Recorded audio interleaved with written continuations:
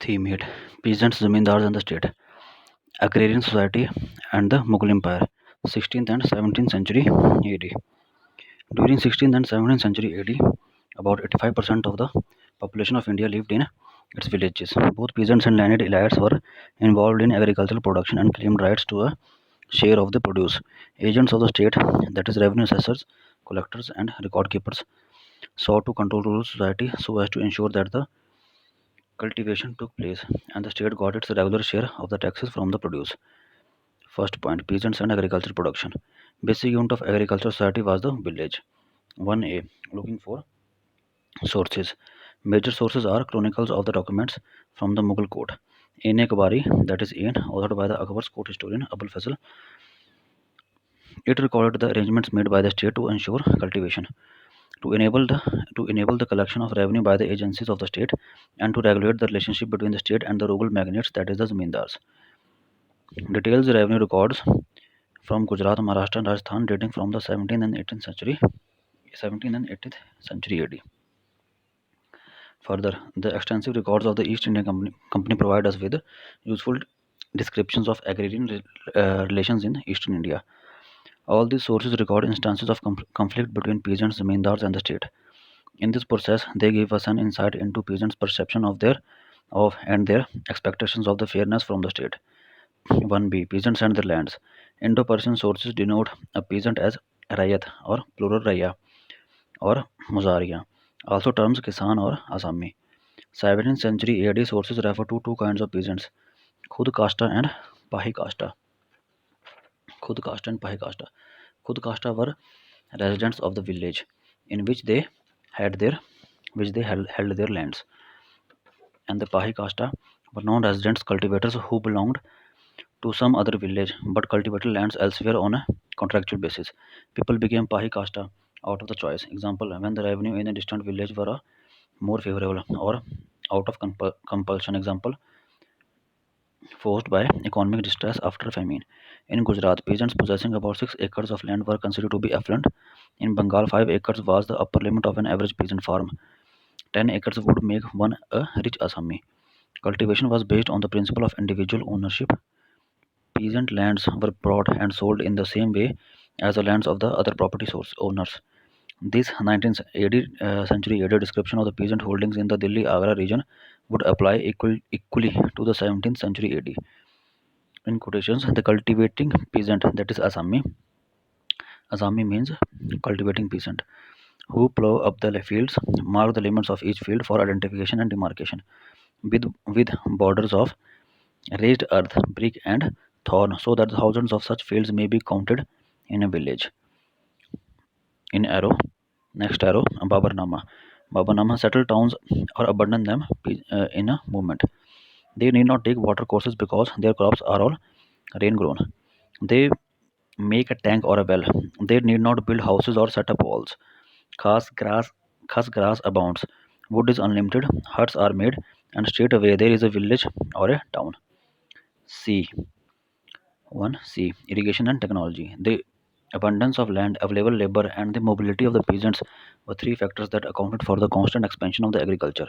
Land, labor, and land, labor, land, and available land, labor, and mobility of peasants.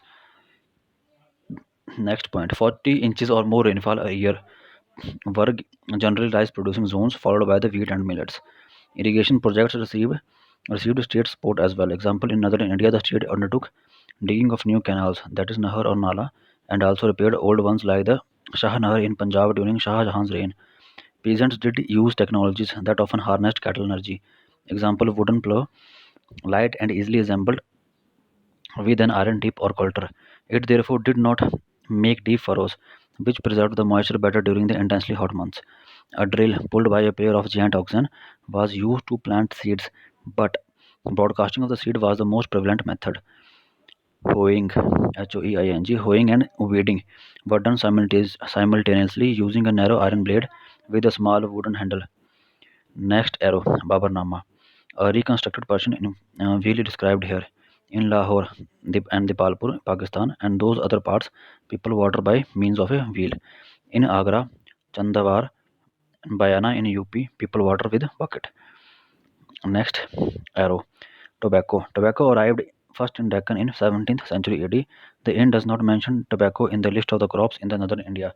Akbar and his nobles came across tobacco for the first time in the 1604. At this time, smoking tobacco in hookahs or chillums seems to have caught on in a big way. Jahangir was so concerned about the addiction of the tobacco that he banned it. This was totally ineffective because by the end of the 17th century AD, tobacco had become a major article of consumption, cultivation, and trade all over the India. Next arrow. One important outcome of such varied and flexible forms of the agricultural production was the slow demographic growth. According to the calculation of the economic historians, between 1600 and 1800, an increase in an increase of 33% only. One day, an abundance of crops. Two major season cycles that is Kharif in autumn and Rabi in the spring. Do fasla, that is do fasla. We are told in the end that the Mughal provinces of the Agra produced 13 varieties of the crops and Delhi produced 43 over two seasons. Bengal produced 50 varieties of rice alone. Jinse Kamal, that is perfect crops. Mughal state encouraged peasants to cultivate such crops as they brought in more revenue. Crops like cotton and sugarcane were Jinse Kamil par excellence. Cotton grown over central Indian Deccan Plateau, whereas Bengal was famous for its sugar. Oil seeds, example mustard and lentils. This shows how subsistence and commercial production were closely intertwined in an average peasant's holding. Next point. Maize, that is Makkah, was introduced into India by Africa and Spain, and by the 17th century AD, a major crop.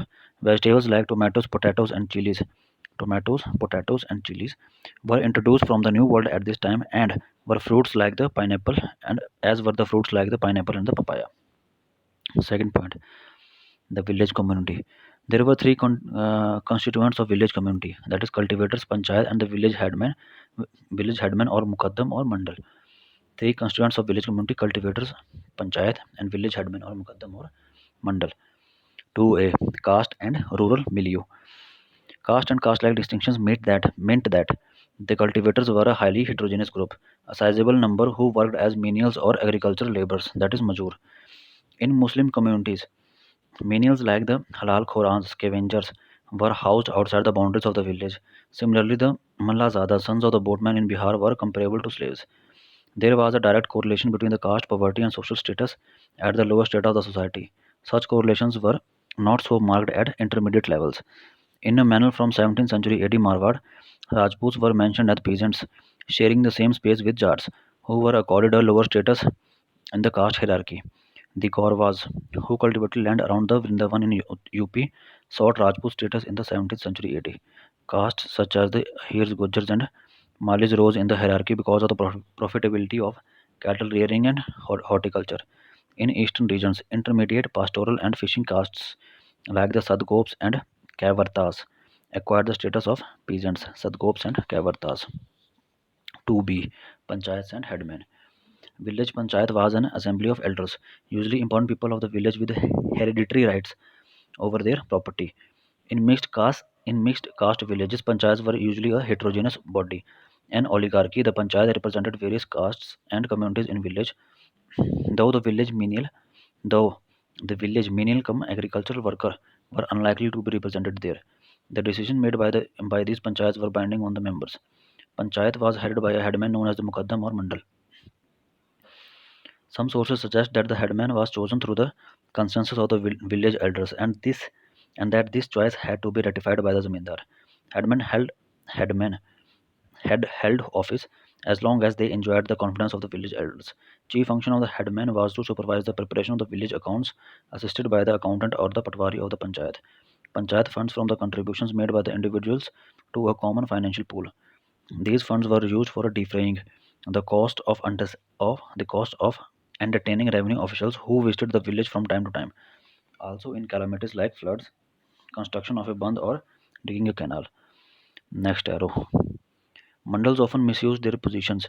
They were accused of defrauding village accounts in convenience with the patwari and for under-assessing the revenue they owed from their own lands in order to pass the additional burden on to the small cultivators. Next point. Panchayat was to ensure that caste boundaries among the various communities inhabiting the village were upheld. In eastern India, all marriages were held in the presence of the mandal. Panchayats. Punishments like the expulsion from the community. It was a drastic step and was in most cases meted out for a limited period. It meant that a person forced to leave the village became an outcast and lost his right to practice his profession. Such a measure was intended as a deterrent to violation of caste system. In addition to the village panchayat, each caste or jati in the village had its own jati panchayat.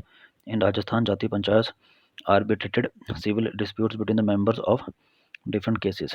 In most cases, except in matters of criminal justice, the state respected the decisions of the jati panchayats.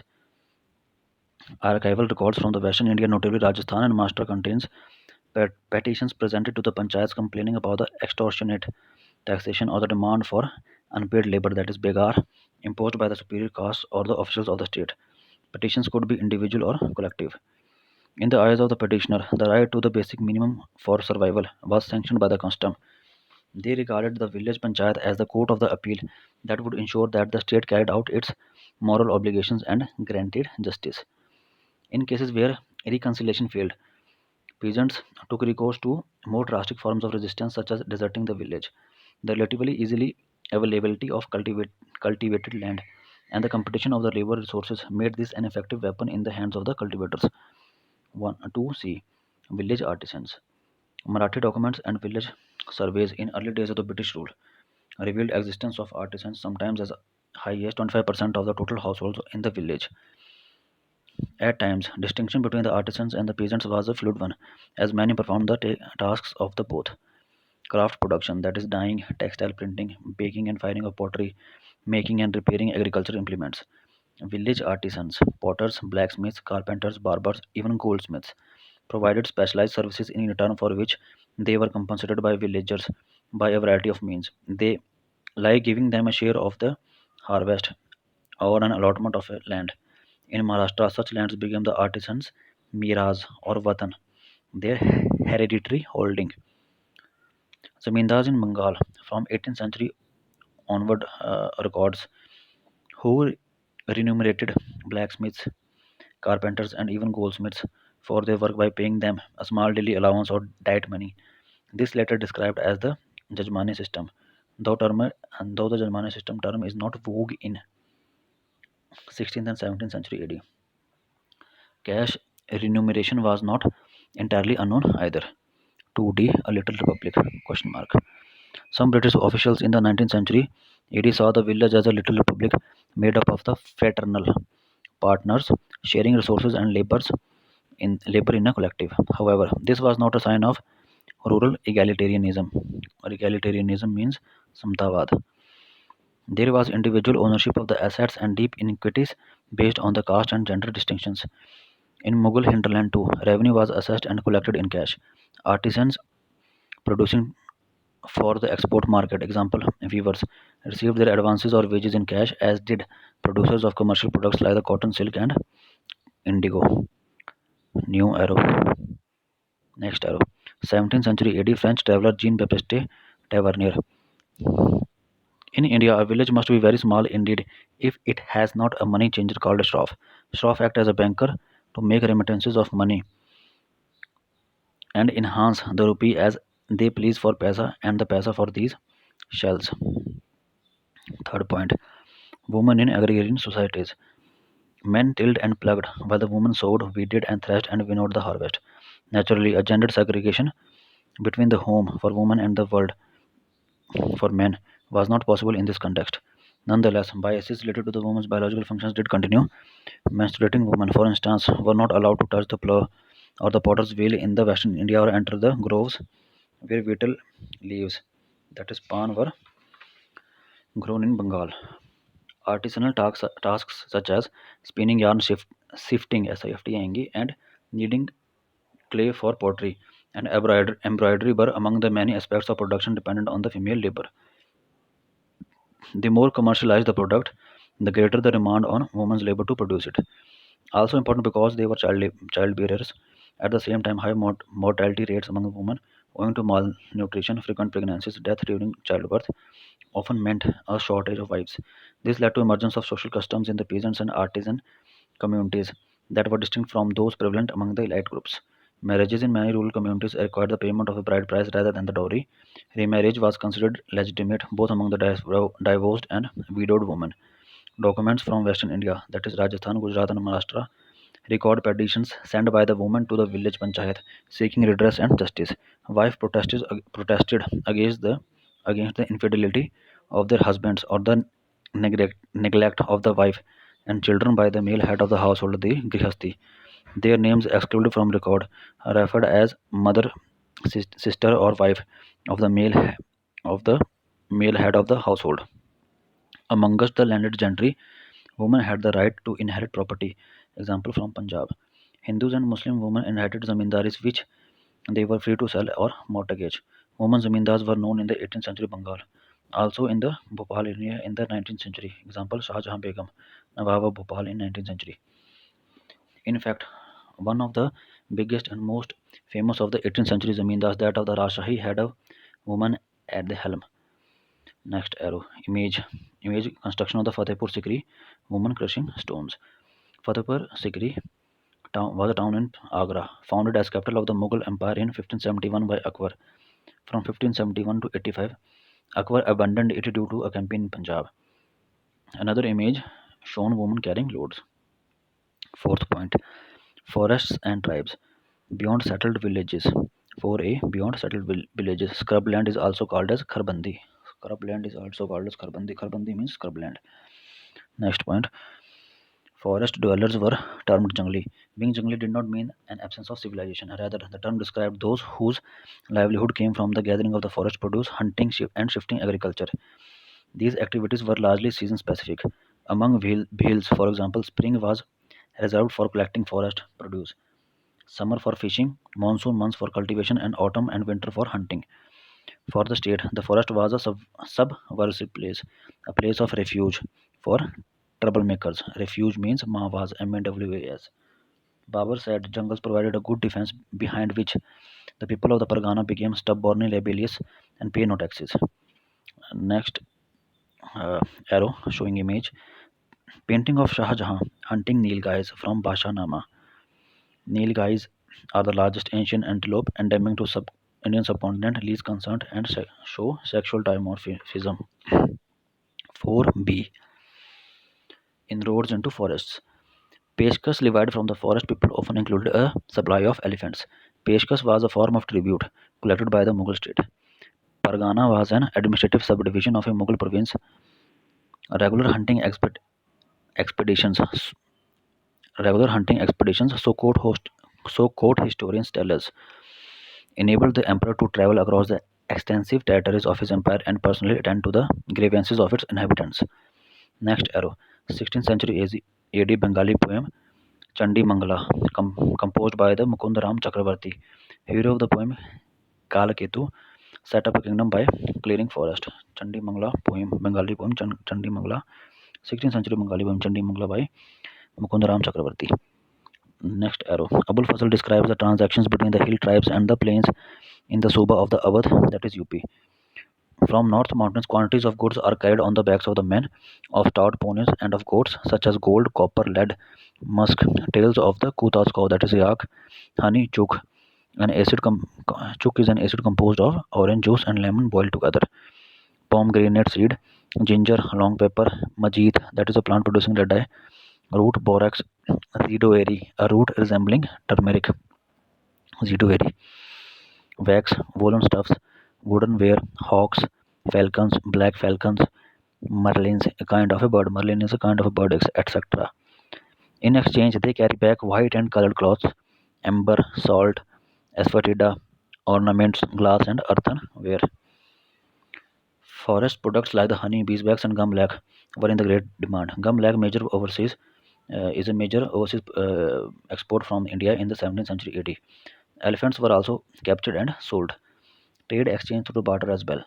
Tribes like the Lohanis in Punjab were engaged in the overland trade between India and Afghanistan and in the town country trade in Punjab itself. Tribes in the Sindh region had armies comprising 6,000 cavalry and 7,000 infantry.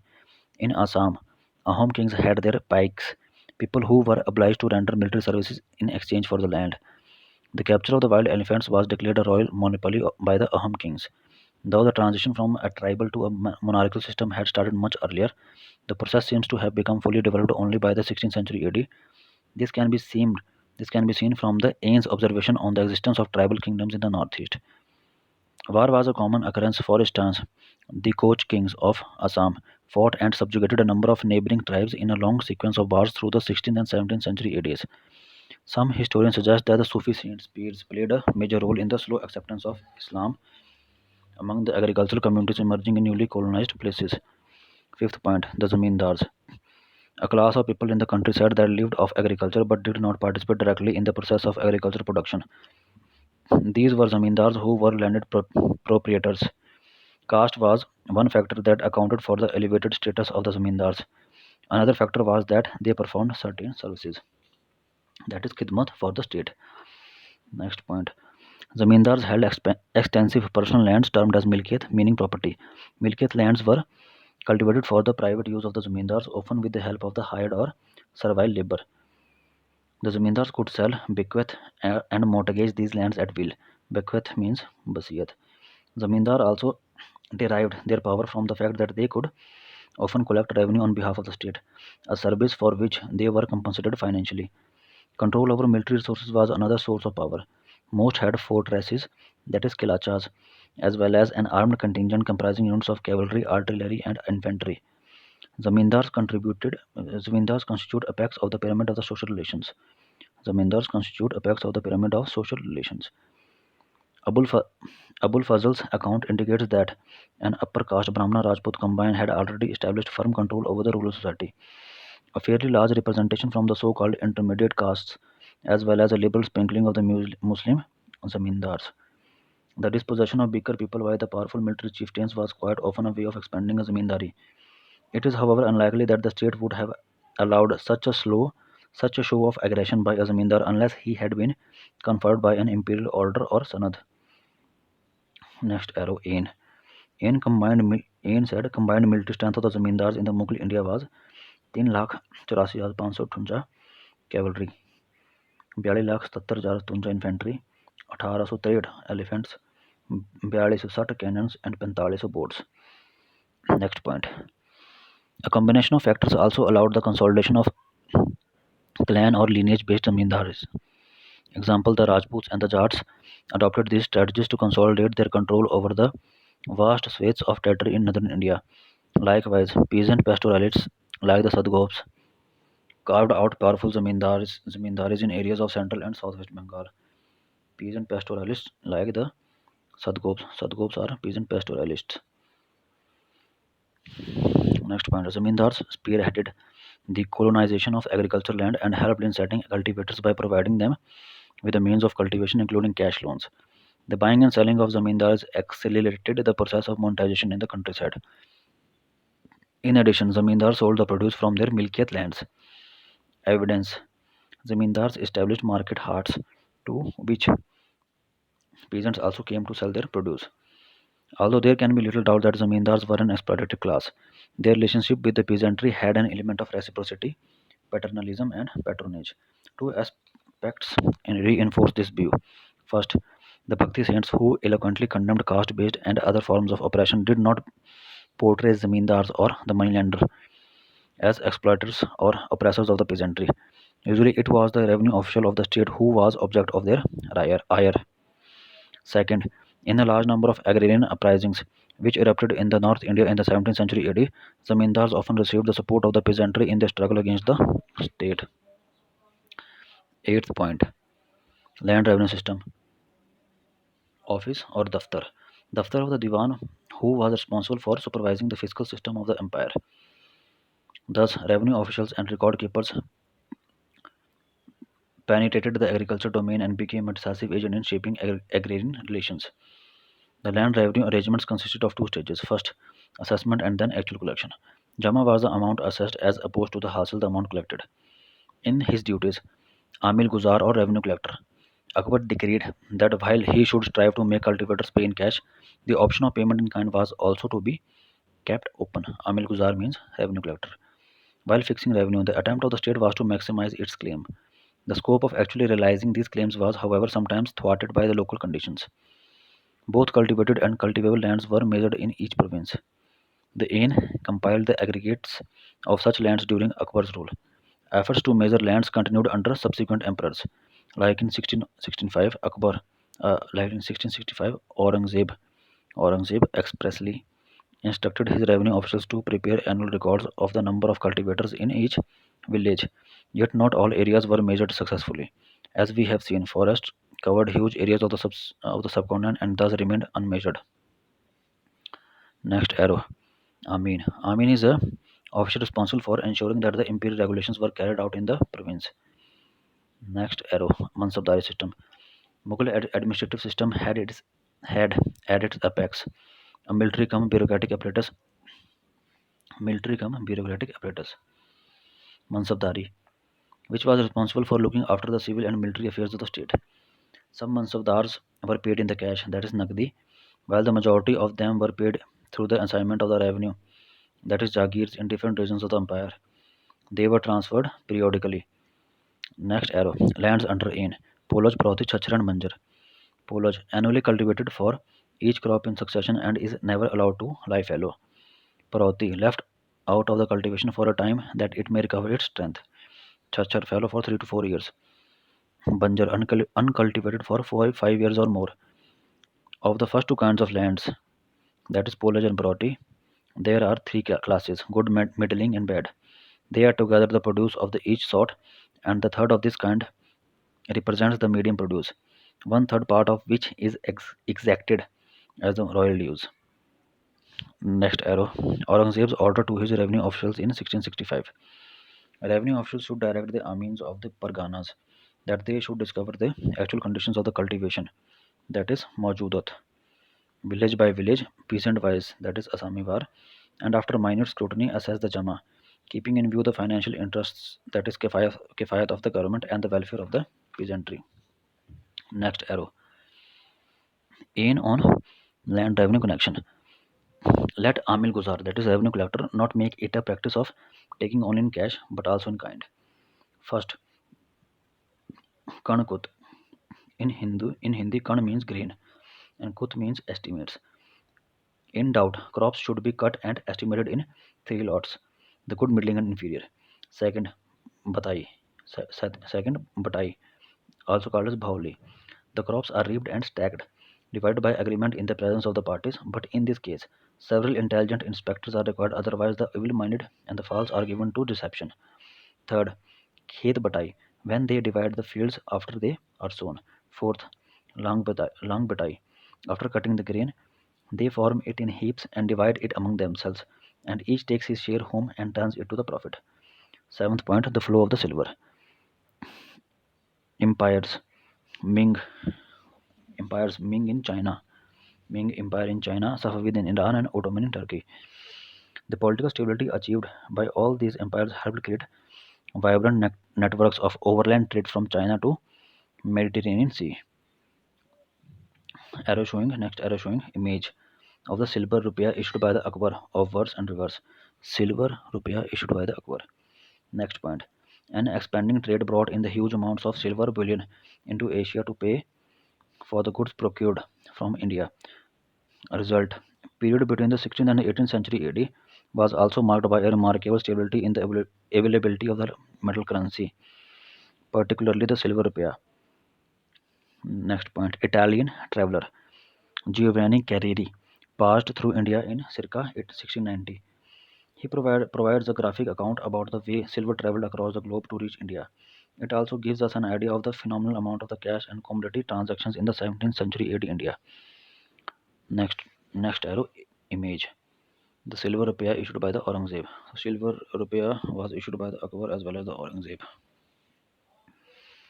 Eighth point. A Akbari of Abul Fazl Alami,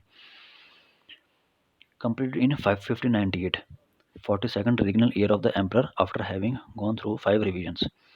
History, known as Akbarnama, comprised 3 books. The first two provide a historical narrative. Ain Akbari is the third book of the Akbarnama, was organized as a compendium of imperial regulations and a gazetteer of the empire. Ain gives detailed accounts of the organizations of the court, administration, and the army. The sources of the revenue and the physical layout of the provinces of the Akbar's empire and the literary, cultural, and religious traditions of the people. Ain gives intricate quantitative information of provinces, that is subas. Provinces are also called as subas. Ain is made up of 5 books, that is daftars, of which the first 3 books describe the administration. First book called the Manzil Abadi concerns the imperial household and its maintenance. First 3 books describe the administration. First book is called the Manzil Abadi concerns the imperial household and its maintenance. Second book called Sipah Abadi covers the military and civil administration and the establishment of servants. Includes notices and short biographical sketches of imperial officials, that is Mansabdars, learned men, poets, and artisans. Third book is the Mulk Abadi, which deals with the fiscal side of the empire and provides rich quantitative information on revenue rates, followed by the account of the 12 provinces. This section has detailed statistical information which includes the geographic, topographic, and economic profile of all the subas and their administrative and fiscal divisions, that is sarkars, parganas, and mahals, total measured area and assessed revenue, that is Jama. So ANU is made up of 5 daftars, and the first 3 daftars, that is books, are called Manzil. First is called as Manzil Abadi, then Sipah Abadi, then Mulk Abadi. Manzil, Sipah, and Mulk. Manzil, MSM, Manzil, Sipah, and Mulk. After details at Subah level, Ain gives a detailed picture of the sarkars below the Subah.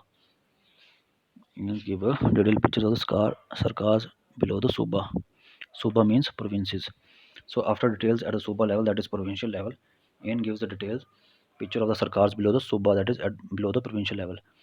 This it does in the form of the tables, which have 8 columns giving the following information: Pargana, Parganath or Mahal, Kila or forts, Arzi and Zamine Paimudo, that is major land, Nakadi, revenue in cash, Suyur Ghal, grants of revenue in charity, Zamindars, columns 7 and 8 contain details of the caste of these zamindars and their troops, including their horsemen, that is Savar, foot soldiers, Piyada, and elephants field.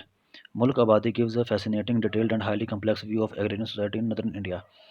Fourth and fifth books, that is Daftars, deals with the religious, literary, and cultural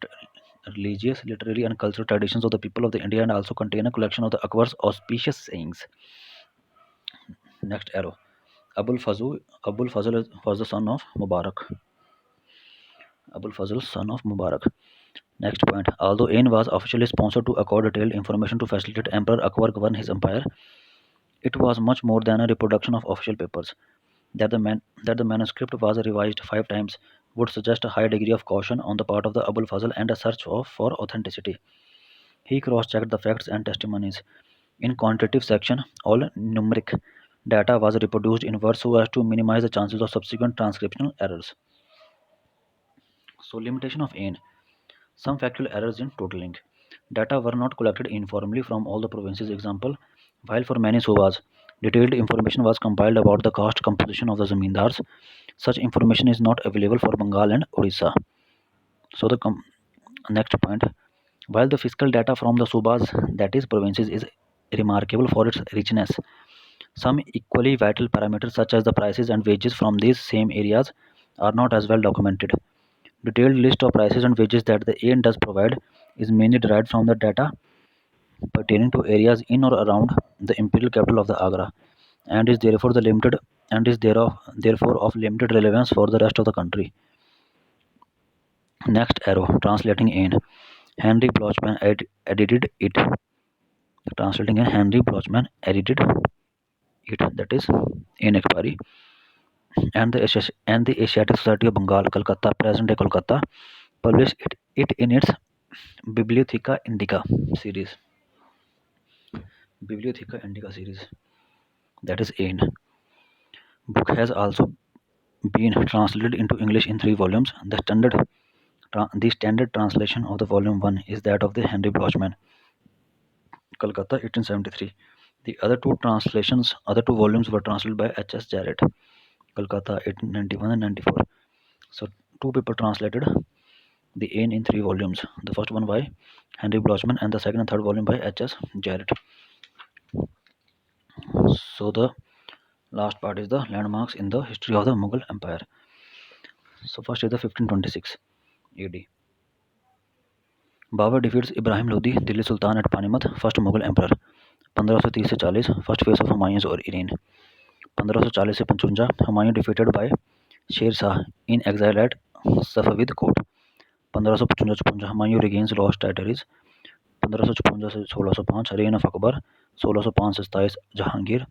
1628 से 58 शाहजहां. 58 से 1707 Aurangzeb. 1739 Nadir Shah invades India and sacks Delhi. 1761 Ahmad Shah Abdali defeats the Marathas in the third battle of the Panipat. 1765 Diwani of Bengal transfer to East India Company. 1857 last Mughal ruler Bahadur Shah second deposed by the British and exiled to Rangoon, present-day Yangon in Myanmar. 1739 Nadir Shah and invades India and sacks Delhi. 1761 Ahmad Shah Abdali defeats Marathas in the third battle of the Panipat.